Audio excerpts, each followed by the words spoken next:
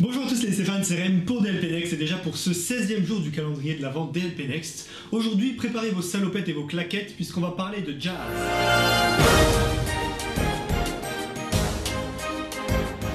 Et oui, on va parler de jazz, puisque Monsieur Walt Disney a découvert le jazz en 1919. Alors il n'a pas découvert le jazz, il a découvert ce qui existait déjà du jazz.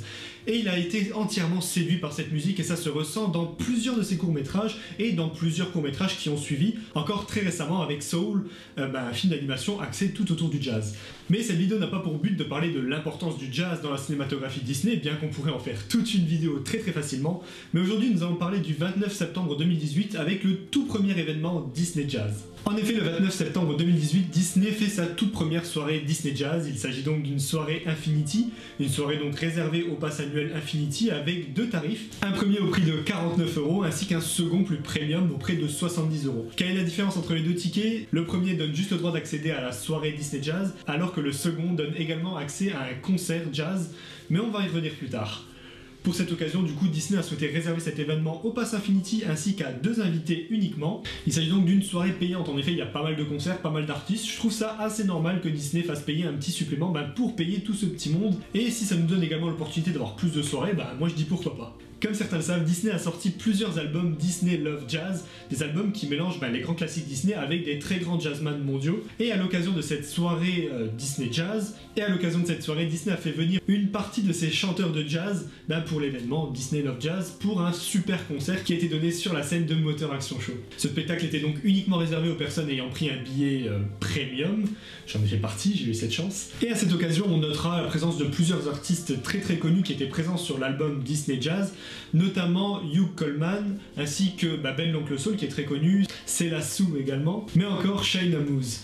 D'excellents chanteurs de jazz qui étaient donc tous présents sur une scène de Motor Action Show. Bon, pour y être allé, c'était assez particulier comme ambiance puisqu'on était tous dans les gradins et la scène était vraiment très loin. En plus de ça, il faisait pas mal froid, donc l'ambiance était pas top, sachant qu'on pouvait pas vraiment bouger au rythme de la musique jazz puisqu'on était tous assis dans les gradins. Au final, il y avait énormément de distance, j'ai trouvé, avec la scène et ça nous a retrouvé vachement coupé du spectacle. On a l'impression de regarder quelque chose dont on n'était pas vraiment invité. C'était assez particulier, mais l'événement était quand même grandiose puisque tous les chanteurs sont vraiment impressionnants. Ils ont un groove, ils ont une présence sur scène qui était vraiment incroyable. En plus de ça, il y avait la présence de tout un orchestre, ce qui donne vraiment beaucoup plus d'ampleur au spectacle. Et c'était vraiment quelque chose de marquant, de vraiment génial. À savoir également que tout ce petit monde, tous ces petits chanteurs étaient après présents dans le parc pour se balader, pour rencontrer les personnages. Et ça donnait l'occasion de faire des super photos avec eux et d'échanger un petit peu avec ceux qui avaient un peu le temps. Mais bon, ça c'était surtout pour ceux qui avaient du coup pris le ticket premium. Et pour les autres, qu'est-ce qui était au programme? Déjà, les Walt Disney Studios étaient ouverts de 20 h à minuit et demi, il me semble, quelque chose comme ça. Et il y avait des petits concerts jazz un peu partout dans les Walt Disney Studios avec différents thèmes. Je me permets une petite anti-sèche puisqu'il y avait du coup certains concerts jazz Nouvelle-Orléans Funk qui étaient présents à Toon Studio près de Art of Disney Animation. Concert jazz Manouche, Gypsy Jazz, qui était présent à côté de la place de Rémy. Et un concert jazz électro à Production Courtyard, à côté de la place des Stars.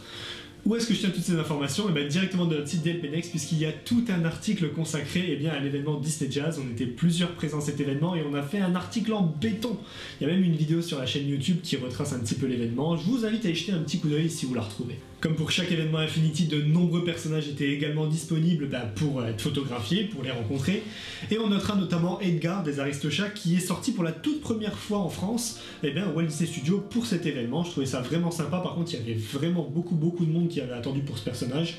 On notera également la présence de Roger Rabbit ainsi que de plusieurs autres personnages tout au long de cette soirée qui ont du coup pu être pris en photo avec tous les fans qui auront pris la peine de faire la file d'attente pour être pris en photo avec eux. Également tout un merchandising autour de cet événement, 3 pins exclusifs ainsi que plusieurs t-shirts, des lanières et plusieurs autres objets rien que pour l'événement. Pour les pins exclusifs, ça s'est vraiment bien passé, j'ai trouvé. Moi, j'ai réussi à en avoir un. Il y avait une file d'attente. On nous remettait un bracelet où on nous demandait également quels pins on voulait. Comme ça, on était sûr qu'en arrivant, il y en aurait encore. Et moi, je trouvais que ça s'était vraiment bien passé. J'ai eu le temps d'aller chercher le pins et le temps de profiter de toute la soirée. Petit bémol peut-être pour ceux qui ont été au concert, c'était assez compliqué de voir tout le reste puisque le concert se finissait assez tard et au final on n'avait clairement pas le temps d'aller rencontrer des personnages après, mais on pouvait très clairement se balader encore dans les Walt Disney Studios, profiter de quelques attractions et même voir quelques petits concerts dans le reste des Walt Disney Studios en dehors du gros concert principal.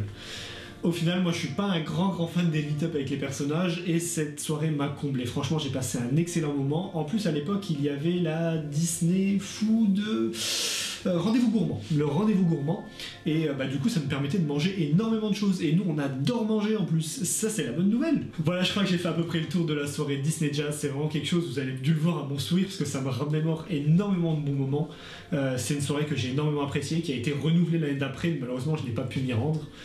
N'hésitez pas à mettre en commentaire si vous avez pu vous y rendre, les souvenirs que vous en avez tirés de cette soirée, et également ce que vous pensez des soirées Infinity tout court, si vous trouvez que c'est bien, si vous trouvez que c'est pas bien. Mettez-moi tout ça en commentaire, on les lira et on en discutera un petit peu avec vous. N'hésitez pas également à nous laisser un petit pouce bleu si la vidéo vous a plu, comme d'habitude. N'hésitez pas à vous abonner pour ne rien rater du calendrier de l'avant DLP Next. C'était Rem, rejoignez-nous sur tous nos réseaux sociaux pour ne rien rater. On se retrouve très vite, ciao!